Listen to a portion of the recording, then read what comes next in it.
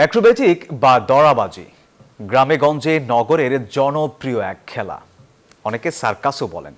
এই শিল্প বিকশিত করতে নানামুখী উদ্যোগ নিচ্ছে শিল্পকলা একাডেমি।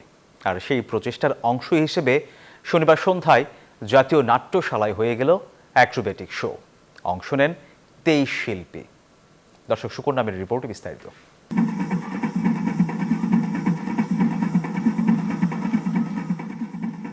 বাংলাদেশে দড়াবাজি বা অ্যাক্রোবেটিক শো দারুণ জনপ্রিয়।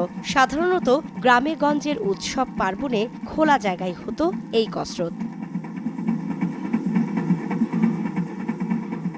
রাজধানীর ঠাস বুনোটের ভিড়েও সেই সুযোগ মিলল। শনিবার সন্ধ্যায় জাতীয় নাট্যশালার মূল মিলনায়তনে আয়োজন করা হয় অ্যাক্রোবেটিক শো। অংশ নেন 23 শিল্পী।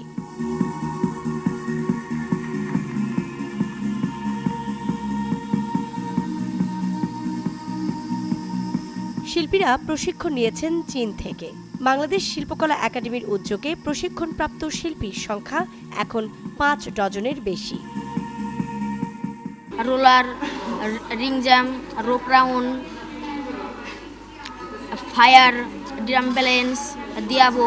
অনেক গর্বিত, নিজেকে অনেক গর্বিত মনে হচ্ছে যে নিজে একটি হাততালি অর্জন করিলাম। খেলাটা প্রশিক্ষণ নিয়ে স্যাররা আমাদের সহযোগিতা করার পরে আমরা এই খেলাটা শিখছি। প্রথম একটু ভয় করতো যখন করছি, তো এখন আর ভয় করে না, এখন অভ্যাস হয়ে গেছে। চায়নার সাথে বাংলাদেশের ওইভাবে তুলনা করার সুযোগ নেই, কারণ আমাদের বাংলাদেশে জানেন একটাই মাত্র সেন্টার বাংলাদেশে আমাদের রাজবাড়িতে অবস্থিত অ্যাক্রোবেটিক প্রশিক্ষণ কেন্দ্র।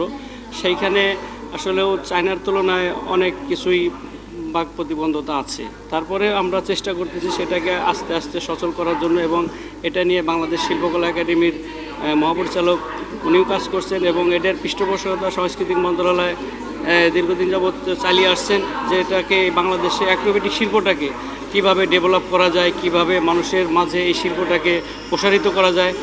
সব জেলায় দড়াবাজি প্রদর্শনীর পরিকল্পনা করছে শিল্পকলা একাডেমি, জানালেন মহাপরিচালক।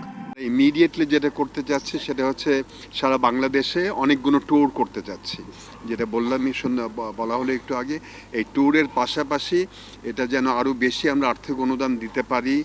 আমাদের একটা ট্রেনিং সেন্টার আছে, ট্রেনিং সেন্টারে যেন আরও ভালোভাবে, আমি যাইনি এখনও, আমিও গিয়ে দেখব কী কী অসুবিধা আছে। তো এদের জন্য যত রকম সুবিধা দেওয়া যায় আমরা চেষ্টা করব। মন্ত্রণালয়, অর্থ মন্ত্রণালয়কে বলা যে আপনারা টাকার এত কঞ্জুসি করবেন না। মানে আমাদের সংস্কৃতি বিষয়ক মন্ত্রণালয় 0.97 ভাগ মাত্র পায়, 0.09 ভাগ মোট বাজেটের।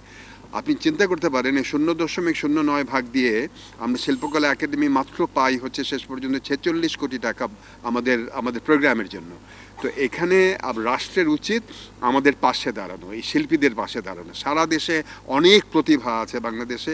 এরকম ছোট ছোট বাচ্চারা যদি এখান থেকে আরও বড় হয়ে সারা জীবনই যদি কাজ করতে পারে, তাহলে আমাদের দেশে আবার এই অ্যাক্রোব্যাটিক্স, আমরা বাংলায় যেটাকে বলে দড়াবাজি, এটা আবারও প্রসার লাভ করবে এবং অনেক মানুষের মনে আনন্দ দেবে। আমার সবচেয়ে ভালো লেগেছে, আপনি দেখেছেন কীভাবে উড়াল দিয়েছে আকাশে। বাংলাদেশ যেমন এরকম উঠতে পারে, আমরা অনেক দিন এরকম মাটিতে মুখ থুবড়ে পড়ে আছে, এখন আমাদের উঠতে হবে, স্বপ্ন দেখতে হবে, অনেক দূর যেতে হবে, সব বাধা অতিক্রম করতে হবে, আমাদের একেবারে নতুন বাংলাদেশ তৈরি করতে হবে। একেবারেই হার মানাতে যাবে না, মন খারাপ করা যাবে না, আর হতাশ হওয়া যাবে না। আমরা অনেক জটিলতার ভেতরে আছি, আমরা অনেক নতুন চিন্তার ভেতর দিয়ে যাচ্ছি। 15 বছর ধরে মানুষ কথা বলতে পারেনি, আজকে কথা বলছে অনেক রকম। তো এর ভেতর থেকে আমাদেরকে শান্ত মনে চিন্তা করতে হবে যে আমরা নতুন বাংলাদেশ কেমন চাই, আর এটা নিয়ে হার মানা যাবে না, হতাশ হওয়া যাবে না। অনুষ্ঠানে রোপ রাউন্ড বিল, অ্যারিয়েল হুপ, ব্যারেল ব্যালেন্স, ফায়ার বাম্প, সৌদিয়াও সহ 12টি দড়াবাজি দেখান শিল্পীরা।